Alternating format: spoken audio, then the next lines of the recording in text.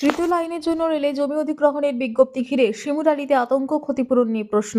রেলের প্রয়োজনে জমি নেওয়া হবে। গত 1 জানুয়ারি থেকে দৈনিক সংবাদপত্রে প্রকাশিত এমনই এক বিজ্ঞপ্তি ঘিরে আতঙ্ক ছড়িয়েছে শিমুরালী এলাকায়। রেলের তৃতীয় লাইন নির্মাণের জন্য জমি অধিগ্রহণের প্রস্তাব সামনে আসতেই রুটি রুজির ভবিষ্যৎ নিয়ে দুশ্চিন্তায় পড়েছেন বহু দোকানদার ও বাসিন্দা। বিজ্ঞপ্তিতে মোট 4টি মৌজা চাঁদুরিয়া, সুতারগাছি, ব্রহ্মপাড়া, কৌতুকপুরের কথা উল্লেখ রয়েছে।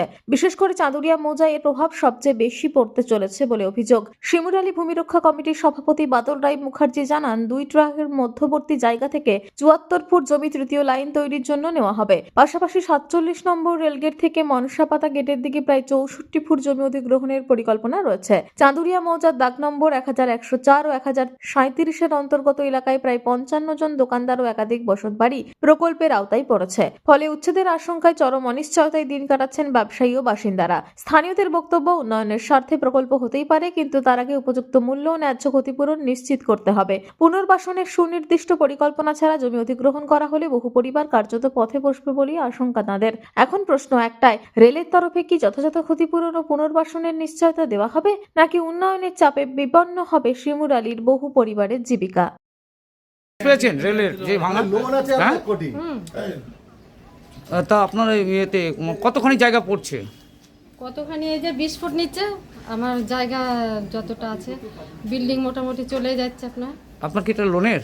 লোনের এটা কোন- এসবিআই থেকে নিয়েছে। কত টাকা নিয়েছিলেন? 12 লাখ টাকা দলিল করা আছে, 13 লাখ টাকা পড়েছিল তখন। হুম, হ্যাঁ, লোন নিয়েছিল। তারপরে আমি অনেক টাকা খরচা করেছি, দোতলা তুলেছি। আজকে ধরুন দোতলাটা 2-3 বছর হলো, হুম, মেলা টাকায় খরচা হয়ে গেছে।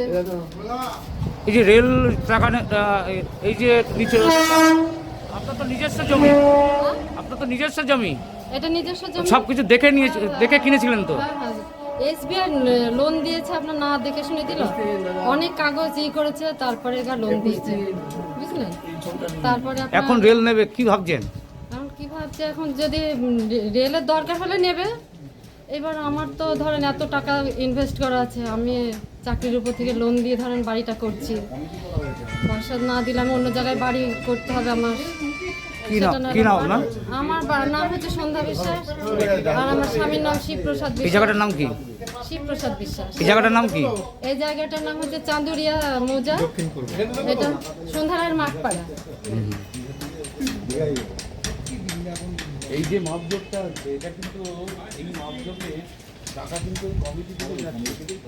এই যে রেলের যে নোটিশ দেখলাম, এটা নিয়ে কি বলবেন? আপনারও তো দোকান পড়েছে। না, রেল 3rd লাইন করবে, তার জন্য রেল একটা নোটিশ করেছে 1104 দাগ এবং 1037 দাগ। আপাতত আমাদের চাঁদুরিয়া মৌজায় এই দুটো দাগকে রেল মেনশন করেছে এবং এই দুটো দাগের মধ্যে ওনাদের জমির প্রয়োজন।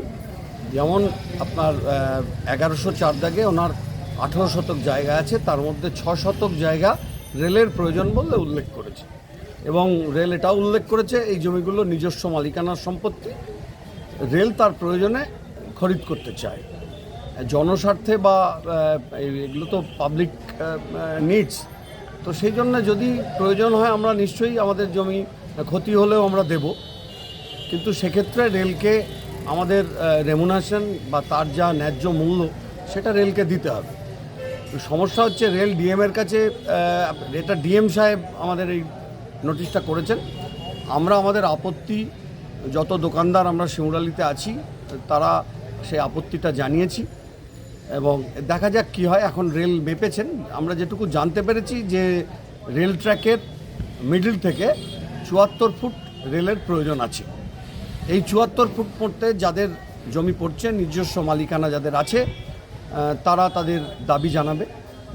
এটুকুই আপাতত আমরা জানতে পেরেছি। আমরা আমাদের আমিন এনেছি, আমরা দাগ দুটো নির্দিষ্ট করছি। আমরা অনেকেই আছি এখানে, প্রায় 54 জন ব্যবসায়ী আমরা একসাথে একত্রিত হয়ে এই কাজটা করছি।